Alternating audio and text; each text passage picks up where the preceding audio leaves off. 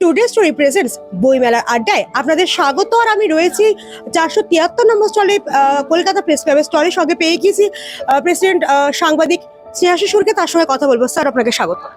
ধন্যবাদ। আস্তে আস্তে 50 বছরের দিকে আমাদের কলকাতা বইমেলা এগোচ্ছে। এইবারের বইমেলা কতটা অন্যরকম, বা আপনাদের ছোটবেলা থেকে বা আজ অবধি কতটা তারতম্য বোধ করছেন, আর কি কি বই রয়েছে এখানে? দেখুন, একটা প্রতিষ্ঠান সে 50 বছর পূর্ণ করছে, এটা খুবই গর্বের বিষয়। এবং এটা তো সত্যি বাঙালির 12 মাসে 13 পার্বণে চতুর্দশ পার্বণ হচ্ছে বইমেলা। আমার সব থেকে যেটা ভালো লাগে যে এই বইমেলাকে ঘিরে একটা উন্মাদনা। কত মানুষ, তিনি হয়তো বিভিন্ন পেশায় যুক্ত, কিন্তু মনে করেন আমি একটু কিছু লিখি কোনো বইতে বা কোনো পত্রে, তার একটা লেখা বেরোলো বা কেউ একটা পুরো বই লিখলেন। এবং আজকাল কিন্তু শুধু বড় পাবলিশার নয়, প্রকাশক নয়, আপনি দেখবেন বহু ছোটখাটো প্রকাশকও কিন্তু আস্তে আস্তে খুব ভালো ভালো কাজ কিছু করছে। বা আরেকটা ধরুন, যাদের তার মানে বইয়ের যে গ্রন্থস্বত্ব চলে গেছে লেখকের 50 বছর হয়ে যাওয়ার পর, সেরকম বই পুনর্মুদ্রিত হচ্ছে। মানে আমার যেটা ভালো লাগে যে এত মানুষ আসে এবং এটাকে ঘিরে একটা উন্মাদনা। বইমেলা, আমার যা বয়স তাতে আমি যখন ক্লাস 7, 8, 9-এ পড়ি, এরকম সময় বইমেলা শুরু। আমরা পার্ক স্ট্রিটের বইমেলা দেখেছি, সেই ময়দানে আগুন লাগা দেখেছি। তারপরে বিভিন্ন জায়গায় বইমেলা হয়েছে, যুব ভারতী ক্রীড়াঙ্গনে হয়েছে। এখন এই স্থায়ী জায়গাটায় মোটামুটি এখন আমাদের একটা আন্দাজ হয়ে গেছে। আর এবারের পার্থক্য যদি বলেন, সেটা হচ্ছে পাতাল রেল। মেট্রো রেলে মানুষ, শহরতলির মানুষ হাওড়া থেকে সোজা আধ ঘন্টার মধ্যে একেবারে বইমেলার ঠিক দরজার পাশে এসে নামছেন। এটা যে কত বড় মানুষজনের সুবিধে হয়েছে। দেখুন, লোকে বই দেখছেন, জানছেন কি নিয়ে লেখা হচ্ছে, বই কিনছেন। আপনি যদি লক্ষ্য করেন দেখবেন যে বই হাতে করে লোকে বেরোচ্ছে এবং বহু মানে প্রকাশনা হচ্ছে, বহু ধরনের গবেষণা। আমি তো প্রতি বছর চেষ্টা করি বই কিনতে, এবং আমি জানি যারা কোনো কারণে প্রবাসে থাকেন তারা এই সময়টায় কলকাতায় আসেন শুধু বইমেলাটার আনন্দে। কত লোকের সঙ্গে দেখা হয়, কত আলোচনা চক্র হচ্ছে।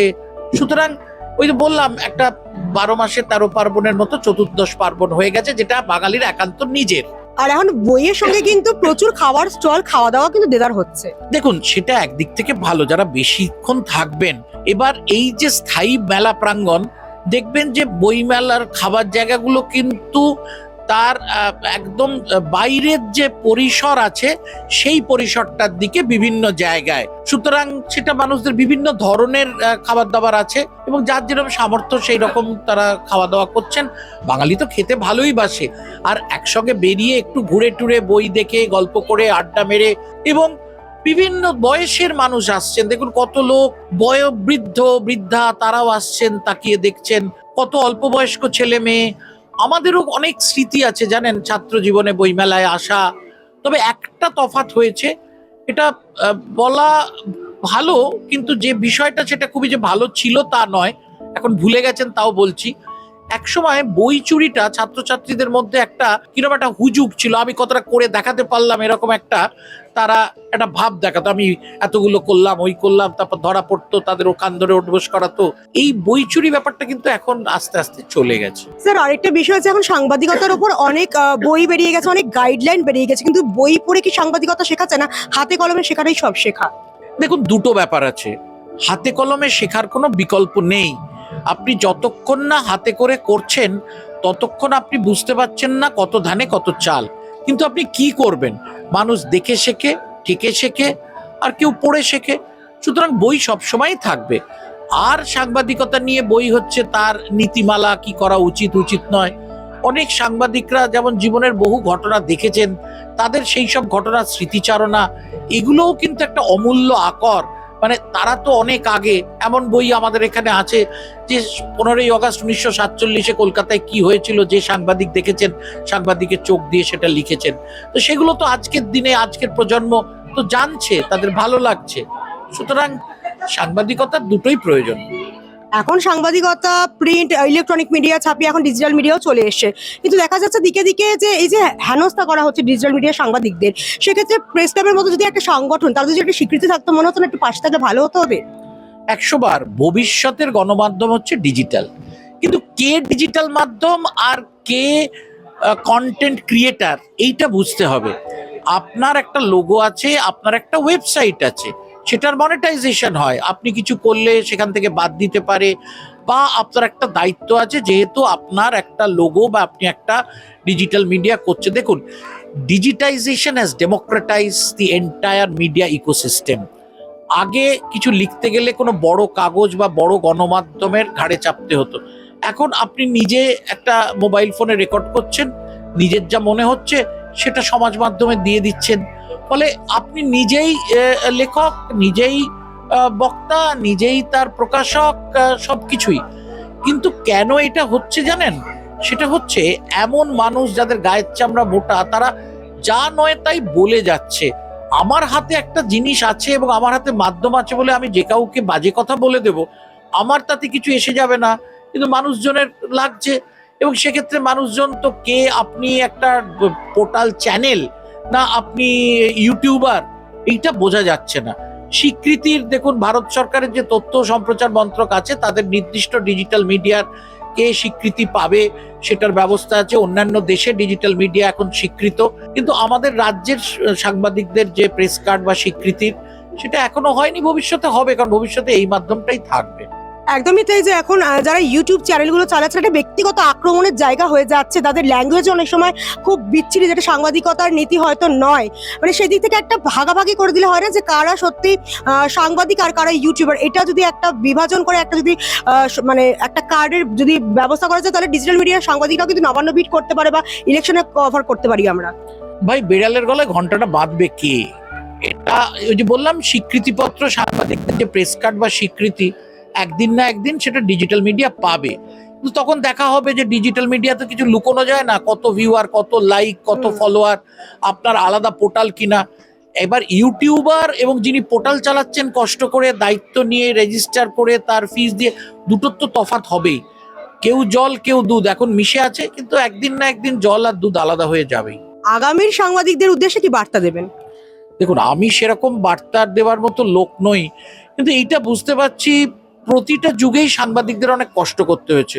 কাউকে কষ্ট করতে হয়েছে তখন এত প্রযুক্তি ছিল না বলে, অনেক কষ্ট, যাতায়াতের কষ্ট ছিল, খবর পাঠাবার কষ্ট ছিল, টেলিফোন ঠিক মতো পাওয়া যেত না, অন্য কিছু তো প্রায় ছিলই না। আবার এখন প্রযুক্তিতে সঙ্গে সঙ্গে সবকিছু আপনি পেয়ে যাচ্ছেন, অন্তর্জাল এসে গেছে, সেখান থেকে সমস্ত তথ্য আপনার সামনে চলে এসছে, কৃত্রিম বুদ্ধিমত্তা এসে গেছে, সে আপনাকে সাহায্য করে দিচ্ছে।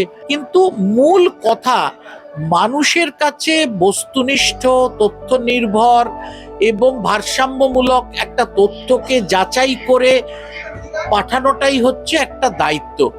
এইখানে আমি আজকে কিন্তু অনেকের কাছে পৌঁছে যাচ্ছি, এই ঘটনাটাই আমাকে নিজেকে অনেকটা বড় দায়িত্ব দিয়ে দিচ্ছে।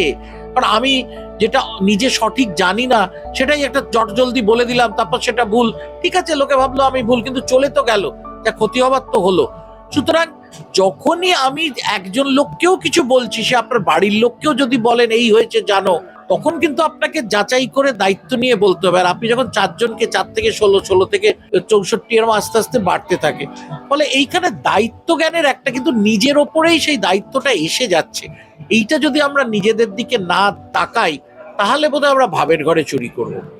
আর ডিজিটাল মিডিয়ার সংবাদ কর্মীরা যারা আমরা দিকে দিকে বাধাপ্রাপ্ত হচ্ছি বা হেনস্থার শিকার হচ্ছি, আমরা যদি প্রেস ক্লাবকে পাশে চাই, বা আমরা কোথায় যাব অভিযোগ জানাতে যে আমাদের সঙ্গে এটা হয়েছে? দেখুন, পাশে থাকা মানে প্রেস ক্লাবও যতটা চেষ্টা করে, যেমন ধরুন প্রেস ক্লাবে যে সমস্ত সাংবাদিক সম্মেলন বা কিছু হয়, সেখানে তো খুব নিরাপত্তার ঘেরাটোপ না থাকলে, বা যেখানে বলা হয় যে স্বীকৃতিপত্র ছাড়া সাংবাদিকদের ঢুকতে দেওয়া যাবে না, সেখানে তো তারাও আসতে পারেন। প্রেস ক্লাবের চত্বরে আপনি যদি প্রেস ক্লাবের বাগানে দেখেন, অনেক ডিজিটাল মিডিয়ার লোকজন বসে আছে। ফলে প্রেস ক্লাব যতটা পাচ্ছে ততটা করছে। কিন্তু পাশে চাওয়া বলতে বা হেনস্থা, দেখুন হেনস্থাটা কেন হচ্ছে সেটা ভাবতে হবে। হেনস্থা আমাদের সকলকেই হতে হয়েছে। এটা একদিকে যেমন এটা পেশাগত সমস্যা বলে হালকা করে উড়িয়ে দেওয়া যায় না, তাই বলে কেউ কারোর গায়ে হাত দেবে সেটাকেও মেনে নেওয়া যায় না।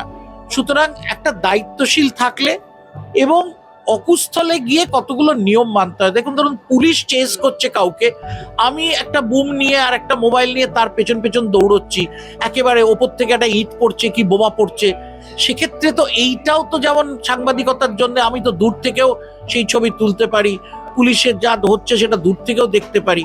ফলে কোথায় আমি তো খবর হবার জন্য যাব না, কিন্তু এটাও দুঃখের কথা, কেউ ইচ্ছাকৃতভাবে খবর হওয়ার জন্য যায় না, কিন্তু ঘটনার এমন চাপ, সেক্ষেত্রে খুবই বাজে ঘটনা ঘটে। যখনই ঘটে প্রেস ক্লাব সাধ্যমতো তার প্রতিবাদ করে এবং যাতে না হয় সেটা দেখে। সকলেরই একটা দায়িত্ব আছে, এই আর কি। একদমই তাই। অনেক অনেক ধন্যবাদ স্যার আপনাকে যে আমরা কথা বললাম আজকে। বইমেলার আড্ডায় সঙ্গে ছিলেন স্নেহাশিস সুর। আর ডিজিটাল মিডিয়া আগামীর ভবিষ্যৎ, কিন্তু সবাইকেই কিন্তু দায়িত্ব নিয়ে কাজ করতে হবে, একেবারে সমানভাবে কাঁধে কাঁধ মিলিয়ে। ক্যামেরায় সুমাইয়ের সঙ্গে আমি পল্লবী, টুডে স্টোরি, কলকাতা।